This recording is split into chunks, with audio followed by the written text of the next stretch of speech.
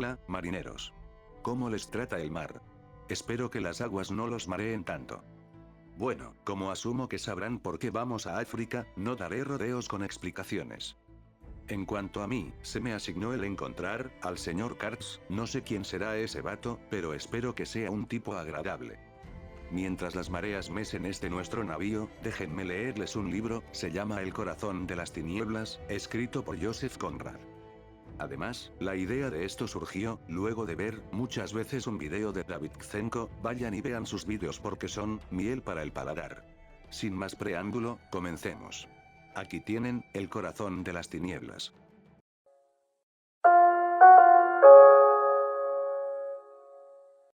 Advertencia. Esta obra contiene descripciones de sufrimiento humano, racismo y escenas que reflejan la explotación, la violencia y la deshumanización vividas en el África colonial. Aunque no hay violencia gráfica explícita, el relato transmite imágenes inquietantes y una atmósfera opresiva que puede resultar perturbadora. Cualquier inconveniente que tengas durante o después de este video, el único responsable serás tú mismo, porque has elegido verlo. Yo no me haré responsable. Has sido avisado. Capítulo 1. La Nellie, un bergantín de considerable tonelaje, se inclinó hacia el ancla sin una sola vibración de las velas y permaneció inmóvil. El flujo de la marea había terminado, casi no soplaba viento y, como había que seguir río abajo, lo único que quedaba por hacer era detenerse y esperar el cambio de la marea. El estuario del Támesis se prolongaba frente a nosotros como el comienzo de un interminable camino de agua. A lo lejos el cielo y el mar se unían sin ninguna interferencia, y en el espacio luminoso las velas curtidas de los navíos, que subían con la marea, parecían racimos encendidos de lonas agudamente triangulares, en los que resplandecían las botavaras barnizadas. La bruma que se extendía por las orillas del río se deslizaba hacia el mar y allí se desvanecía suavemente. La oscuridad se cernía sobre Gravesend, y más lejos aún, parecía condensarse en una lúgubre capa que envolvía a la ciudad más grande y poderosa del universo. El director de las compañías era a la vez nuestro capitán y nuestro anfitrión. Nosotros cuatro observábamos con afecto su espalda mientras, de pie en la proa, contemplaba el mar. En todo el río no se veía nada que tuviera la mitad de su aspecto marino. Parecía un piloto, que para un hombre de mar es la personificación de todo aquello en que puede confiar. Era difícil comprender que su oficio no se encontrara allí, en aquel estuario luminoso, sino atrás, en la ciudad cubierta por la niebla. Existía entre nosotros, como ya lo he dicho en alguna otra parte, el vínculo del mar. Además de mantener nuestros corazones unidos durante largos períodos de separación, tenía la fuerza de hacernos tolerantes ante las experiencias personales, y aún ante las convicciones de cada uno. El abogado, el mejor de los viejos camaradas, tenía, debido a sus muchos años y virtudes, el único almohadón de la cubierta y estaba tendido sobre una manta de viaje. El contable había sacado la caja de dominó y construía formas arquitectónicas con las fichas. Marlowe, sentado a babor con las piernas cruzadas, apoyaba la espalda en el palo de mesana. Tenía las mejillas hundidas, la tez amarillenta, la espalda erguida, el aspecto ascético. Con los brazos caídos, vueltas las manos hacia afuera, parecía un ídolo. El director, satisfecho de que el ancla hubiese agarrado bien, se dirigió hacia nosotros y tomó asiento. Cambiamos unas cuantas palabras perezosamente. Luego se hizo el silencio a bordo del yate. Por una u otra razón no comenzábamos nuestro juego de dominó. Nos sentíamos meditabundos, dispuestos solo a una plácida meditación. El día terminaba en una serenidad de tranquilo y exquisito fulgor. El agua brillaba pacíficamente. El cielo, despejado, era una inmensidad benigna de pura luz. La niebla misma, sobre los pantanos de Essex, era como una gasa radiante colgada de las colinas, cubiertas de bosques, que envolvía las orillas bajas en pliegues diáfanos. Solo las brumas del oeste, extendidas sobre las regiones superiores, se volvían a cada minuto más sombrías, como si las irritara la proximidad del sol. Y por fin, en un imperceptible y elíptico crepúsculo, el sol descendió, y de un blanco ardiente pasó a un rojo desvanecido, sin rayos y sin luz, dispuesto a desaparecer súbitamente, herido de muerte por el contacto con aquellas tinieblas que cubrían a una multitud de hombres. Inmediatamente se produjo un cambio en las aguas. La serenidad se volvió menos brillante pero más profunda. El viejo río reposaba tranquilo, en toda su anchura, a la caída del día, después de siglos de buenos servicios prestados a la raza que poblaba sus márgenes, con la tranquila dignidad de quien sabe que constituye un camino que lleva a los más remotos lugares de la tierra. Contemplamos aquella corriente venerable no en el vívido flujo de un breve día que llega y parte para siempre, sino en la augusta luz de una memoria perenne. Y en efecto, nada le resulta más fácil a un hombre que ha, como comúnmente se dice, seguido el mar con reverencia y afecto, que evocar el gran espíritu del pasado en las bajas regiones del Támesis. La marea fluye y refluye en su constante servicio, ahita de recuerdos de hombres y de barcos que ha llevado hacia el reposo del hogar o hacia batallas marítimas. Ha conocido y ha servido a todos los hombres que han honrado a la patria, desde Sir Francis Drake hasta Sir John Franklin, caballeros todos, con título o sin título, grandes caballeros andantes del mar. Había transportado a todos los navíos cuyos nombres son como resplandecientes gemas en la noche de los tiempos, desde el Golden Inn, que volvía con el vientre colmado de tesoros, para ser visitado por su majestad, la reina, y entrar a formar parte de un relato monumental, hasta el Erebus y el Terror, destinados a otras conquistas, de las que nunca volvieron. Había conocido a los barcos y a los hombres. Aventureros y colonos partidos de Deptford, Greenwich y Elite. Barcos de reyes y de mercaderes. Capitanes, almirantes, oscuros traficantes animadores del comercio con Oriente, y generales comisionados de la flota de la India. Buscadores de oro, enamorados de la fama. Todos ellos habían navegado por aquella corriente, empuñando la espada y a veces la antorcha, portadores de una chispa del fuego sagrado. ¿Qué grandezas no habían flotado sobre la corriente de aquel río en su ruta al misterio de tierras desconocidas? Los sueños de los hombres, la semilla de organizaciones internacionales, los gérmenes de los imperios. El sol se puso. La oscuridad extendió sobre las aguas, y comenzaron a aparecer luces a lo largo de la orilla. El faro de Chapman, una construcción erguida sobre un trípode en una planicie fangosa, brillaba con intensidad. Las luces de los barcos se movían en el río, una gran vibración luminosa ascendía y descendía. Hacia el oeste, el lugar que ocupaba la ciudad monstruosa se marcaba de un modo siniestro en el cielo, una tiniebla que parecía brillar bajo el sol, un resplandor cárdeno bajo las estrellas. Y también este, dijo de pronto Marlowe, ha sido uno de los lugares oscuros de la tierra. De entre nosotros era el único que aún seguía el mar. Lo peor que de él podía decirse era que no representaba a su clase. Era un marino, pero también un vagabundo, mientras que la mayoría de los marinos llevan, por así decirlo, una vida sedentaria. Sus espíritus permanecen en casa y puede decirse que su hogar, el barco, va siempre con ellos. Así como su país, el mar. Un barco es muy parecido a otro y el mar es siempre el mismo. En la inmutabilidad de cuanto los circunda, las costas extranjeras, los rostros extranjeros, la variable inmensidad de vida se desliza imperceptiblemente, velada, no por un sentimiento de misterio, sino por una ignorancia ligeramente desdeñosa, ya que nada resulta misterioso para el marino a no ser la mar misma, la amante de su existencia, tan inescrutable como el destino. Por lo demás, después de sus horas de trabajo, un paseo ocasional, o una borrachera ocasional en tierra firme, bastan para revelarle los secretos de todo un continente, y por lo general decide que ninguno de esos secretos vale la pena de ser conocido. Por eso mismo los relatos de los marinos tienen una franca sencillez. Toda su significación puede encerrarse dentro de la cáscara de una nuez. Pero Marlowe no era un típico hombre de mar, si se exceptúa su afición a relatar historias, y para él la importancia de un relato no estaba dentro de la nuez sino afuera, envolviendo la anécdota de la misma manera que el resplandor circunda la luz, a semejanza de uno de esos halos neblinosos que a veces se hacen visibles por la iluminación espectral de la claridad de la luna. A nadie pareció sorprender su comentario. Era típico de Marlowe. Se aceptó en silencio. Nadie se tomó ni siquiera la molestia de refunfuñar. Después dijo, muy lentamente. Estaba pensando en épocas remotas, cuando llegaron por primera vez los romanos a estos lugares, hace 19 siglos el otro día. La luz iluminó este río a partir de entonces. ¿Qué decía, caballeros? Sí, como una llama que corre por una llanura, como un fogonazo del relámpago en las nubes. Vivimos bajo esa llama temblorosa. Y ojalá pueda durar mientras la vieja tierra continúe dando vueltas. Pero la oscuridad reinaba aquí aún ayer. Imaginad los sentimientos del comandante de un hermoso. ¿Cómo se llamaban? Trireme del Mediterráneo, destinado inesperadamente a viajar al norte.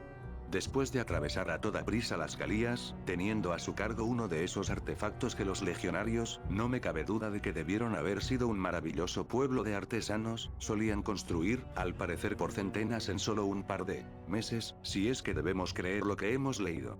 Imaginadlo aquí, en el mismo fin del mundo, un mar color de plomo, un cielo color de humo, una especie de barco tan fuerte como una concertina, remontando este río con aprovisionamientos u órdenes, o con lo que os plazca. Bancos de arena, pantanos, bosques, salvajes. Sin los alimentos a los que estaba acostumbrado un hombre civilizado, sin otra cosa para beber que el agua del Támesis. Ni vino de Falerno ni paseos por tierra. De cuando en cuando un campamento militar perdido en los bosques, como una aguja en medio de un pajar. Frío, niebla, bruma, tempestades, enfermedades, exilio, muerte acechando siempre tras los matorrales, en el agua, en el aire. Deben haber muerto aquí como las moscas. Oh, sí, nuestro comandante debió haber pasado por todo eso, y sin duda debió haber salido muy bien librado, sin pensar tampoco demasiado en ello salvo después, cuando contaba con jactancia sus hazañas. Era lo suficientemente hombre como para enfrentarse a las tinieblas. Tal vez lo alentaba la esperanza de obtener un ascenso en la flota de Ravenna, si es que contaba con buenos amigos en Roma y sobrevivía al terrible clima. Podríamos pensar también en un joven ciudadano elegante con su toga. Tal vez habría jugado demasiado, y venía aquí en el séquito de un prefecto, de un cuestor, hasta de un comerciante, para rehacer su fortuna. Un país cubierto de pantanos, marchas a través de los bosques, en algún lugar del interior la sensación de que el salvajismo extremo, lo rodea toda esa vida misteriosa y primitiva que se agita en el bosque, en las selvas, en el corazón del hombre salvaje. No hay iniciación para tales misterios. Ha de vivir en medio de lo incomprensible, que también es detestable. Y hay en todo ello una fascinación que comienza a trabajar en él. La fascinación de lo abominable. Podéis imaginar el pesar creciente, el deseo de escapar, la impotente repugnancia, el odio. Hizo una pausa. Tened en cuenta, comenzó de nuevo, levantando un brazo desde el codo, la palma de la mano hacia afuera, de modo que con los pies cruzados ante sí parecía un Buda predicando, vestido a la europea y sin la flor de loto en la mano. Tened en cuenta que ninguno de nosotros podría conocer esa experiencia. Lo que a nosotros nos salva es la eficiencia, el culto por la eficiencia. Pero aquellos jóvenes en realidad no tenían demasiado en qué apoyarse. No eran colonizadores. Su administración equivalía a una pura opresión y nada más, imagino. Eran conquistadores, y eso lo único que requiere es fuerza bruta, nada de lo que pueda uno vanagloriarse cuando se posee, ya que la fuerza no es sino una casualidad nacida de la debilidad de los otros. Se apoderaban de todo lo que podían. Aquello era verdadero robo con violencia, asesinato con agravantes en gran escala, y los hombres hacían aquello ciegamente, como es natural entre quienes se debaten en la oscuridad. La conquista de la tierra, que por lo general consiste en arrebatársela a quienes tienen una tez de color distinto o narices ligeramente más chatas que las nuestras, no es nada agradable cuando se observa con atención. Lo único que la redime es la idea. Una idea que la respalda. No un pretexto sentimental sino una idea. Y una creencia generosa en esa idea, en algo que se puede enarbolar, ante lo que uno puede postrarse y ofrecerse en sacrificio. Se interrumpió. Unas llamas se deslizaban en el río, pequeñas llamas verdes, rojas, blancas, persiguiéndose y alcanzándose, uniéndose y cruzándose entre sí, otras veces separándose lenta o rápidamente. El tráfico de la gran ciudad continuaba al acentuarse la noche sobre el río insomne. Observábamos el espectáculo y esperábamos con paciencia. No se podía hacer nada más mientras no terminara la marea. Pero solo después de un largo silencio, volvió a hablar con voz temblorosa. Supongo que recordaréis que en una época fui marino de agua dulce, aunque por poco tiempo. Comprendimos que, antes de que empezara el reflujo, estábamos predestinados a escuchar otra de las inacabables experiencias de Marlowe. No quiero aburriros demasiado con lo que me ocurrió personalmente, comenzó, mostrando en ese comentario la debilidad de muchos narradores de aventuras que a menudo parecen ignorar las preferencias de su auditorio. Sin embargo, para que podáis comprender el efecto que todo aquello me produjo es necesario que sepáis cómo fui a dar allá, qué es lo que vi y cómo tuve que remontar el río hasta llegar al sitio donde encontré a aquel pobre tipo. Era en el último punto navegable, la meta de mi expedición.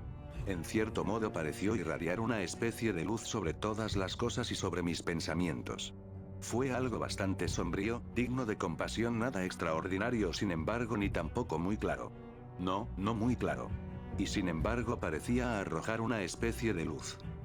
Acababa yo de volver, como recordaréis, a Londres, después de una buena dosis de Océano Índico, de Pacífico y de Mar de China. Una dosis más que suficiente de Oriente, 6 años o algo así, y había comenzado a holgazanear, impidiéndoos trabajar, invadiendo vuestras casas, como si hubiera recibido la misión celestial de civilizarlos.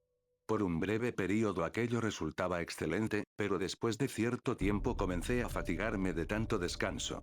Entonces empecé a buscar un barco. Hubiera aceptado hasta el trabajo más duro de la tierra. Pero los barcos parecían no fijarse en mí, y también ese juego comenzó a cansarme. Debo decir que de muchacho sentía pasión por los mapas. Podía pasar horas enteras reclinado sobre Sudamérica, África o Australia, y perderme en los proyectos gloriosos de la exploración. En aquella época había en la Tierra muchos espacios en blanco, y cuando veía uno en un mapa que me resultaba especialmente atractivo, aunque todos lo eran, solía poner un dedo encima y decir, cuando crezca iré aquí. Recuerdo que el Polo Norte era uno de esos espacios. Bueno, aún no he estado allí, y creo que ya no he de intentarlo. El hechizo se ha desvanecido. Otros lugares estaban esparcidos alrededor del Ecuador, y en toda clase de latitudes sobre los 2 hemisferios. He estado en algunos de ellos y bueno, no es el momento de hablar de eso. Pero había un espacio, el más grande, el más vacío por así decirlo, por el que sentía verdadera pasión. En verdad ya en aquel tiempo no era un espacio en blanco. Desde mi niñez se había llenado de ríos, lagos, nombres. Había dejado de ser un espacio en blanco con un delicioso misterio, una zona vacía en la que podía soñar gloriosamente un muchacho. Se había convertido en un lugar de tinieblas. Había en él especialmente un río, un caudaloso gran río, que uno podía ver en el mapa, como una inmensa serpiente enroscada con la cabeza en el mar, el cuerpo ondulante a lo largo de una amplia región y la cola perdida en las profundidades del territorio. Su mapa, expuesto en el escaparate de una tienda, me fascinaba como una serpiente hubiera podido fascinar a un pájaro, a un pajarillo tonto. Entonces recordé que había sido creada una gran empresa, una compañía para el comercio en aquel río. Maldita sea. Me dije que no podían desarrollar el comercio sin usar alguna clase de transporte en aquella inmensidad de agua fresca. Barcos de vapor. ¿Por qué no intentaba yo encargarme de uno? Seguí caminando por Fleet Street, pero no podía sacarme aquella idea de la cabeza. La serpiente me había hipnotizado. Como todos sabéis, aquella compañía comercial era una sociedad europea, pero yo tengo muchas relaciones que viven en el continente, porque es más barato y no tan desagradable como parece, según cuentan. Me desconsuela tener que admitir que comencé a darles la lata. Aquello era completamente nuevo en mí.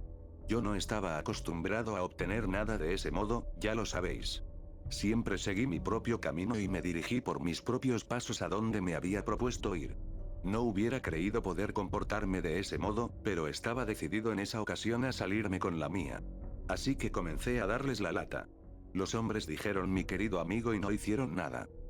Entonces, ¿podéis creerlo? Me dediqué a molestar a las mujeres. Yo, Charlie Marlowe, puse a trabajar a las mujeres para obtener un empleo. Santo cielo. Bueno, veis, era una idea lo que me movía. Tenía yo una tía, un alma querida y entusiasta. Me escribió, será magnífico. Estoy dispuesta a hacer cualquier cosa, todo lo que esté en mis manos por ti. Es una idea gloriosa. Conozco a la esposa de un alto funcionario de la administración, también a un hombre que tiene gran influencia allí, etc. Estaba dispuesta a no parar hasta conseguir mi nombramiento como capitán de un barco fluvial, si tal era mi deseo. Por supuesto que obtuve el nombramiento, y lo obtuve muy pronto. Al parecer la compañía había recibido noticias de que uno de los capitanes había muerto en una riña con los nativos. Aquella era mi oportunidad y me hizo sentir aún más ansiedad por marcharme. Solo muchos meses más tarde, cuando intenté rescatar lo que había quedado del cuerpo, me enteré de que aquella riña había surgido a causa de un malentendido sobre unas gallinas. Sí, 2 gallinas negras. Fresleven se llamaba aquel joven, era un danés. Pensó que lo habían engañado en la compra, bajó a tierra y comenzó a pegarle con un palo al jefe de la tribu.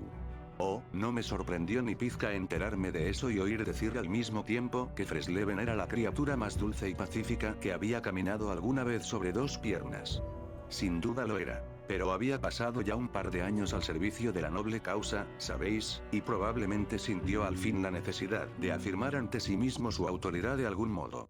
Por eso golpeó sin piedad al viejo negro, mientras una multitud lo observaba con estupefacción, como fulminada por un rayo, hasta que un hombre, el hijo del jefe según me dijeron, desesperado al oír chillar al anciano, intentó detener con una lanza al hombre blanco y por supuesto lo atravesó con gran facilidad por entre los omóplatos. Entonces la población se internó en el bosque, esperando toda clase de calamidades. Por su parte, el vapor que Fresleven comandaba abandonó también el lugar presa del pánico, gobernado, creo, por el maquinista. Después nadie pareció interesarse demasiado por los restos de Fresleven, hasta que yo llegué y busqué sus huellas.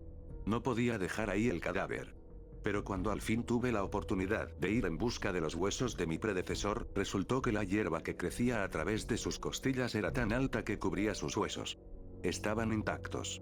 Aquel ser sobrenatural no había sido tocado después de la caída.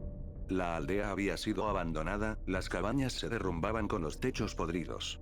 Era evidente que había ocurrido una catástrofe. La población había desaparecido.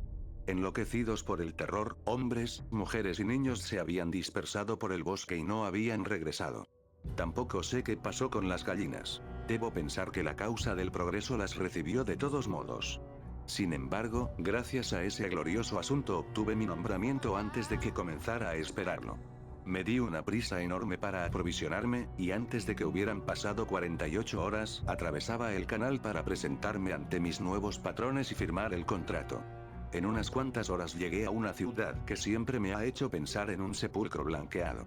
Sin duda es un prejuicio. No tuve ninguna dificultad en hallar las oficinas de la compañía. Era la más importante de la ciudad, y todo el mundo tenía algo que ver con ella. Iban a crear un gran imperio en ultramar, las inversiones no conocían límite. Una calle recta y estrecha profundamente sombreada, altos edificios, innumerables ventanas con celosías venecianas, un silencio de muerte, hierba entre las piedras, imponentes garajes abovedados a derecha e izquierda, inmensas puertas dobles, pesadamente entreabiertas. Me introduje por una de esas aberturas, subí una escalera limpia y sin ningún motivo ornamental, tan árida como un desierto, y abrí la primera puerta que encontré. Dos mujeres, una gorda y la otra raquítica, estaban sentadas sobre sillas de paja, tejiendo unas madejas de lana negra. La delgada se levantó, se acercó a mí, y continuó su tejido con los ojos bajos. Y solo cuando pensé en apartarme de su camino, como cualquiera de ustedes lo habría hecho frente a un sonámbulo, se detuvo y levantó la mirada. Llevaba un vestido tan liso como la funda de un paraguas. Se volvió sin decirle una palabra y me precedió hasta una sala de espera. Fin del capítulo.